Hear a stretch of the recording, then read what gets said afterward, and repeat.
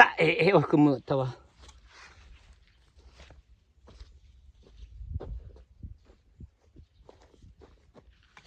สวัสดีจ้าสวัสดีพี่น้องสวัสดีทุกคนนะคะสวัสดีเด้อ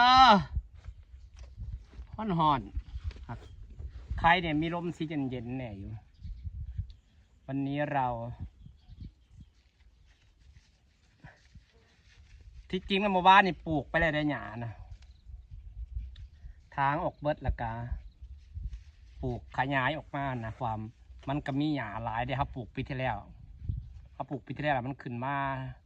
หนาแล้วเขาสามารถขยายออกได้แล้ว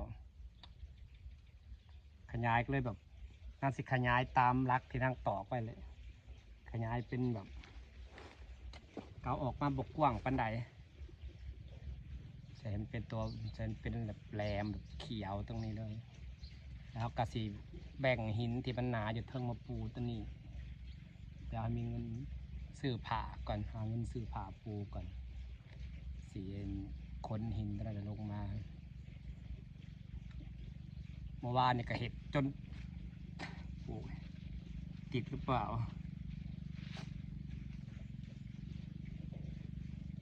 ติดจีแล้วตกขึ้นมาแล้วก็ปลูกเลย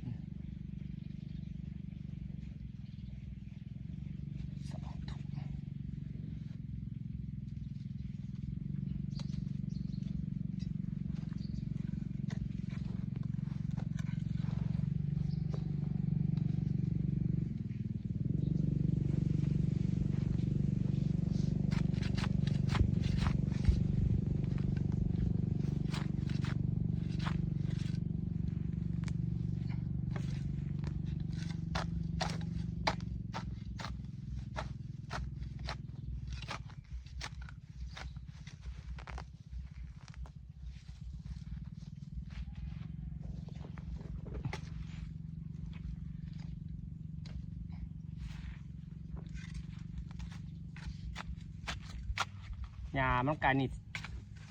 เทียหญ้าเป็นอะไรพี่เนาะมันเป็นดินเหนียวหญ้าก็ไม่เป็นหญ้าแบบว่า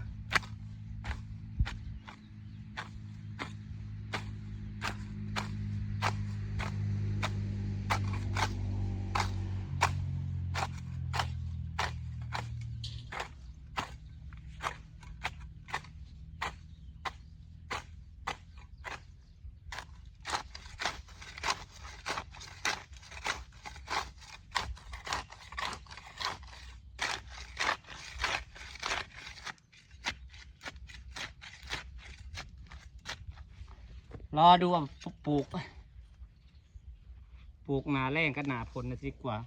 อาจจะนาแรงดีกว่าหรือเปล่าพอหญ้ามันนาแรงหนาขึ้นบละ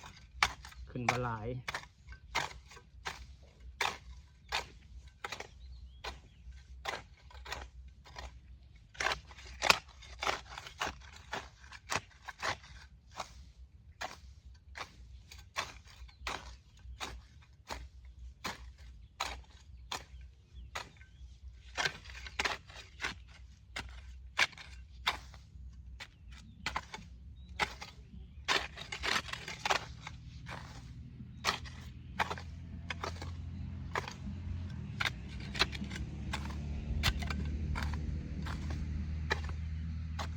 หญ้านี่มันแพงพี่น้องคอยขยับไปเรื่อย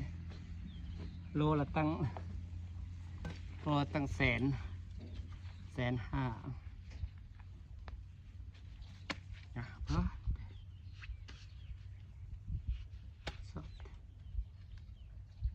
ครบสอดส่งเสยแล้วก็หมดแดงแดงไพร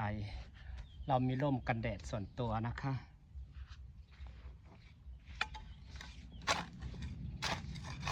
ตอนนี้เพิ่งจะบ่ายโมงพี่น้อง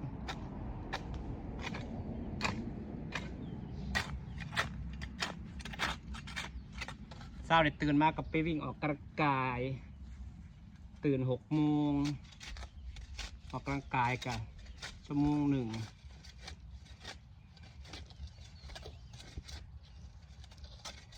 ตอนเช้าอากาศมันสดชื่นผมออกกำลังกายนี่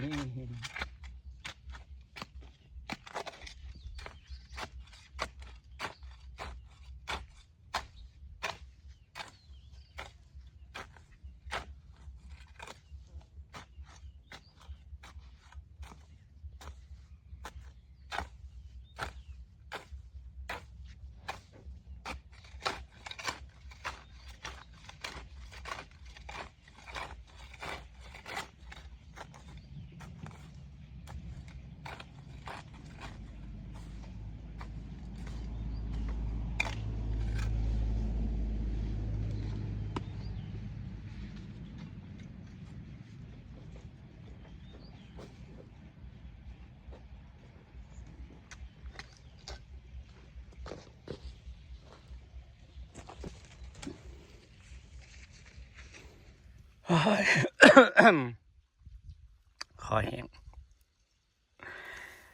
กำลังทางหญ้าเลยอ่ะพี่น้องในต้นมะพร้าวเราเลี้ยงกันเลยซ่าก็บรรยากาศบ้านสวนกำลังจะเป็นบ้านสวนสมบูรณ์แล้วปลูกหญ้าแล้วมันจะเป็นสีเขียวเนาะเห็ดนานพักเอาหินมาโรยจงบอลนั่งเล่นแบบนี้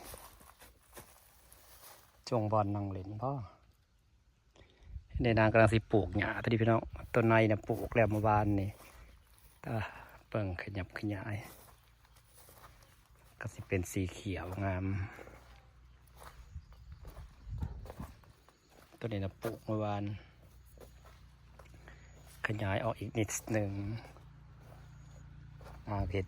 โค้งไปเป็นมันก็จะเป็นสามเหลี่ยมกับมุมเทิงแล้วก็โค้งเนาะอย่านะ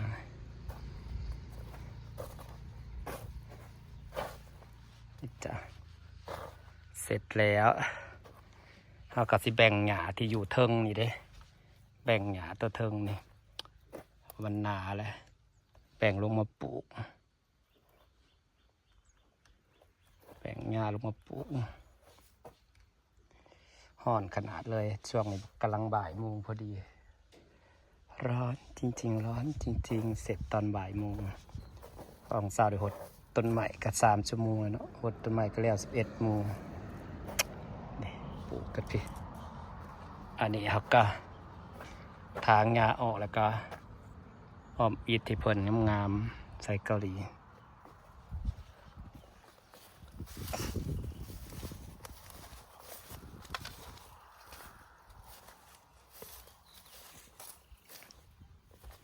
ทางนี้ก็ทางแล้วบดเลยนะพวกต้นสอกไส้กรอกกะหรี่ต้นไม้นี่นางตบแต่งนางถางหมดแล้ว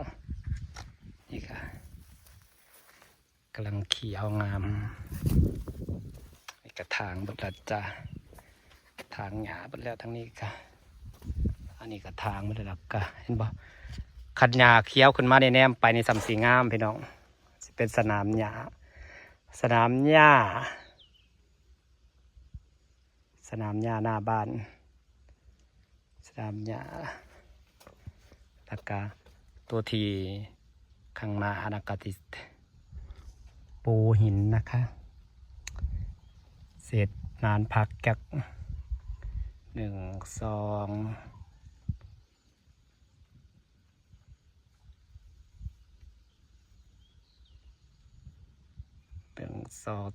4 7 จาก 8นานเนาะ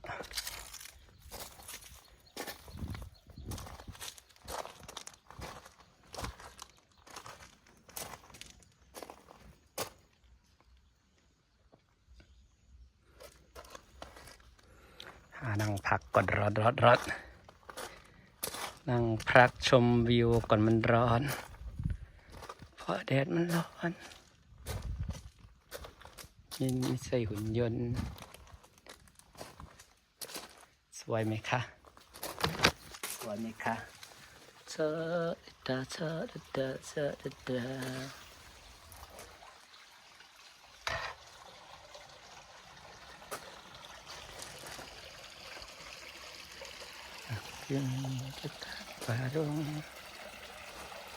ฝากบรรยากาศไว้สักนิดแล้วจะไปน้องขอบคุณทุกคนที่ยังติดตามนะคะ